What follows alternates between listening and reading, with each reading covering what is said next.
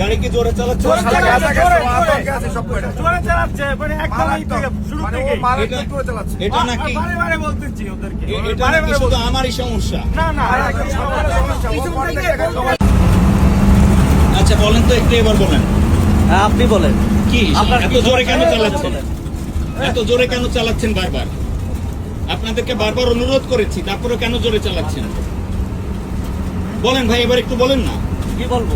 এত কেন জোরে চালাচ্ছেন? গাড়ি কোথায় জোরে চালাচ্ছে? কোথাও জোরে চালাচ্ছেন মানে? আচ্ছা আপনারা কি বলেন, গাড়ি কি জোরে চালাচ্ছে নাকি আস্তে চালাচ্ছে?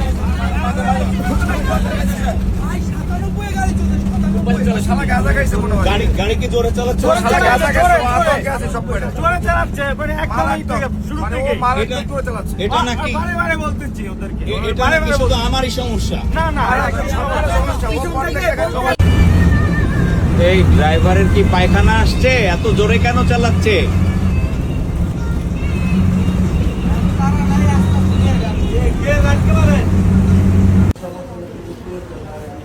আমার আসলে সাজেকে গিয়েছিলাম, ব্যক্তিগত গাড়ি না নেওয়ার কারণে, মানে নিয়ে নেই এই জন্য যে অনেক লং জার্নি হয়ে যায়, বদ্ধ জায়গা, বাসে গিয়েছিলাম। কিন্তু দুর্ভাগ্যক্রমে আমি দেখলাম একটা জিনিস, যে খাগড়াছড়ি থেকে কক্সবাজার কোনো গাড়ি চলে না এক শান্তি পরিবহন ছাড়া। এখানে আপনারা যে পরিবহন দেখতে পাচ্ছেন এটার নাম হচ্ছে শান্তি পরিবহন, কিন্তু এরা শান্তির নামে অশান্তি দিচ্ছে, মানে এতটা রাফ অ্যান্ড টাফ চালায়। শান্তি পরিবহনে যারা উঠেছেন এর আগে, আপনাদের অভিজ্ঞতার কথাগুলো আপনারা আমাদের কমেন্টে শেয়ার করবেন। বেশ কয়েকবার আমি নিজে নিষেধ করেছি, সেই সাথে আমাদের যারা প্যাসেঞ্জার ছিল তারাও বেশ কয়েকবার চিল্লাচিল্লি করেও নিষেধ করেছে, আমি অনুরোধ করেছি।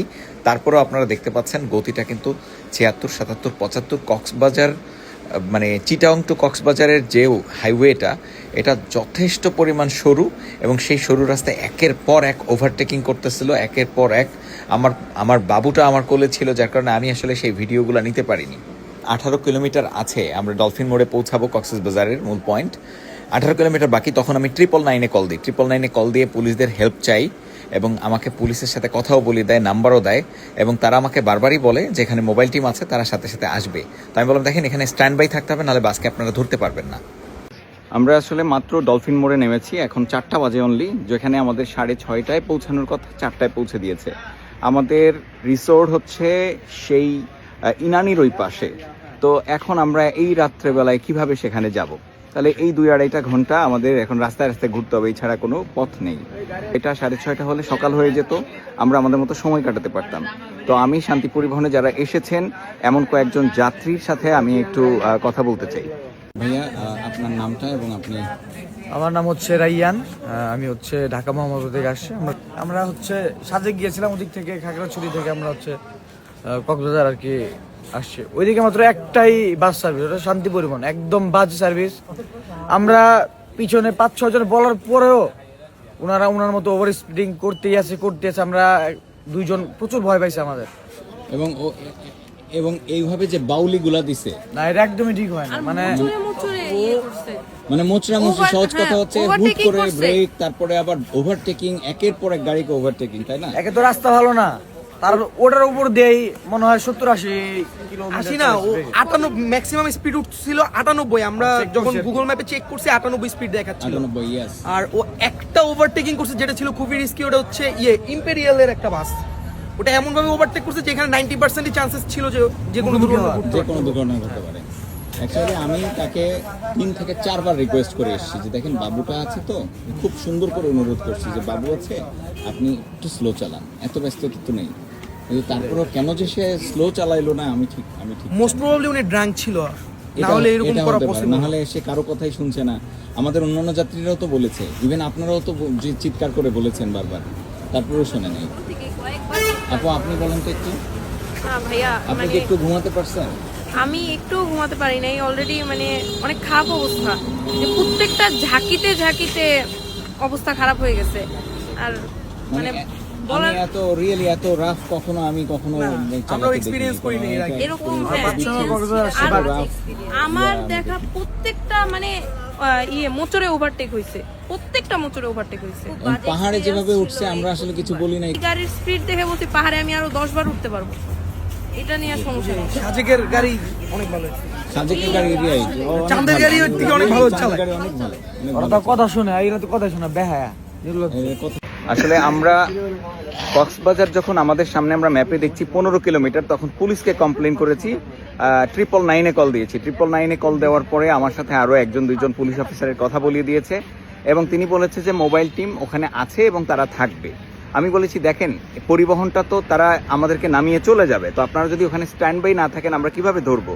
তারা বলেছে যে আমাদের মোবাইল টিম সবসময় রেডি থাকে এবং মোবাইল টিমের একজনের নাম্বার দিয়েছে। মোবাইল টিমের নাম্বারে আমি কথা বলেছি, সে বলে যে আমি 15-20 কিলোমিটার ভিতরে, গ্রামের ভিতরে, এবং গ্রামের ভিতরে এই কথা বললে তখন আমি বলছি আপনাদেরকে তো রেডি থাকতে বলছি। বলে যে আমি তো দূরে ভাই, আমি কি করব, আমার তো কিছু করার নেই। তখন আমি বললাম আপনি কি দুনিয়ায় একমাত্র পুলিশ, আর কোনো পুলিশ নেই কক্সবাজার সদর থানায়? দেখেন একটা ট্যুরিস্ট জোন, এতটা নিরাপত্তাহীনতা, যাত্রীরা এতটা আনসেফ যে এখানে যদি কেউ এসে কারো পেটে ছুরি মারে, কেউ যদি কারো কিছু ছিনতাই করে নিয়ে যায়, তাহলে কোনো নিরাপত্তা নেই, এখানে দেখার কেউ নেই। তাহলে দেশটা কিভাবে চলছে, এই বাহিনীটা কিভাবে চলছে, আমরা আসলে এটা জানতে চাই। এবং যারা আপনারা আমার ভিডিওটা দেখবেন, এটা আপনারা বেশি করে শেয়ার করেন যেন যারা কর্তৃপক্ষ আছে কর্তৃপক্ষের নজরে যায় এবং মানুষের যেন এরকম আর হ্যাসেল না হয়। আমি এখানে আসার পরে কল দিয়েছি, পুলিশ বলে যে 20 মিনিট অপেক্ষা করেন। আমি তাকে জিজ্ঞেস করলাম 20 মিনিট যে আমি অপেক্ষা করব, বাস কি আমার জন্য অপেক্ষা করবে? আমি বাসকে কিভাবে আটকে রাখবো? বলে যে বাস আপনি আটকে রাখেন। আমি বললাম যে আমি তো বাসকে স্পিড কমাতে বলছি, সেটাই আমার কথা শোনে নাই, তাহলে আমি বাস আটকে রাখবো কি করে? তো তারপরে আমাকে পুলিশ অফিসার বলে মনে হচ্ছে যেন বাসটা আমি চালিয়েছি, আমি যেন জোরে চালিয়েছি, আপনি আমার সাথে এভাবেই কথা বলছেন। আমি বললাম ভাই আর কিভাবে কথা বলবো, আপনি রাখেন। এটা বলে আমি ফোনটা রেখে দিয়েছি। এই যে অসময়টাতে আমাদেরকে পৌঁছে দিয়েছে, যেখানে তাদেরকে পৌঁছে দেওয়ার কথা 6:30টায়। তো আসলে এটা দেখবে কে? এটা দেখার কর্তৃপক্ষটাকে?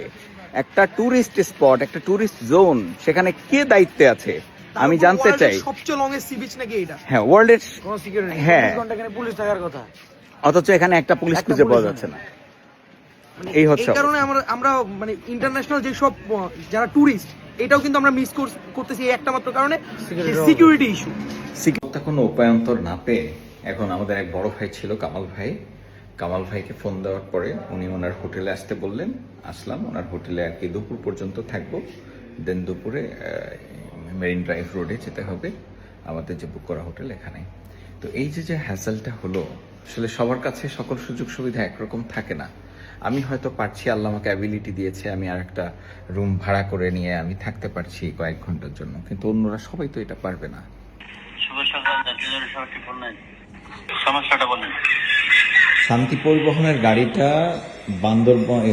খাগড়াছড়ি থেকে কক্সেস বাজার ছেড়ে এসছে, খুব রাফ চালাচ্ছিল। আমরা সবাই নিষেধ করা সত্ত্বেও তারা শোনেনি এবং আমাদেরকে আরও উল্টাপাল্টা বলেছে, এবং এটা আসলে সকল যাত্রীরই ভাষ্য ছিল। তো আমি আপনাদের হেল্প চেয়েছিলাম, আপনারা বলেছিলেন যে পুলিশ ওখানে থাকবে, কিন্তু পুলিশ আমাকে কোনো হেল্প করেনি। ঘটনাস্থলে আছেন এখনো? না, আমি চলে এসেছি, কারণ ওইখানে তো দাঁড়িয়ে থাকা যায় না এতক্ষণ। আমার কাছে ছোট বাচ্চা, তো ফ্যামিলি, যার কারণে আর দাঁড়িয়ে থাকতে পারিনি। আর বাস তো ওখান থেকে চলে গেছে, আমি থেকেও তো লাভ হবে না। হ্যাঁ, আচ্ছা, আপনার বর্তমানে কি কোনো সমস্যা আছে স্যার? বর্তমান তো সমস্যা নেই, কিন্তু সে যে এত রাফ অ্যান্ড টাফ চালিয়েছে, সেটার যদি কোনো ব্যবস্থা না নেন এইভাবে আপনারা, তাহলে তো সে। আপনার বিষয়টা ওসি স্যারকে অবগত করতেছি, ঠিক আছে? জি, ধন্যবাদ স্যার 999 কল করার জন্য। ভালো থাকবেন।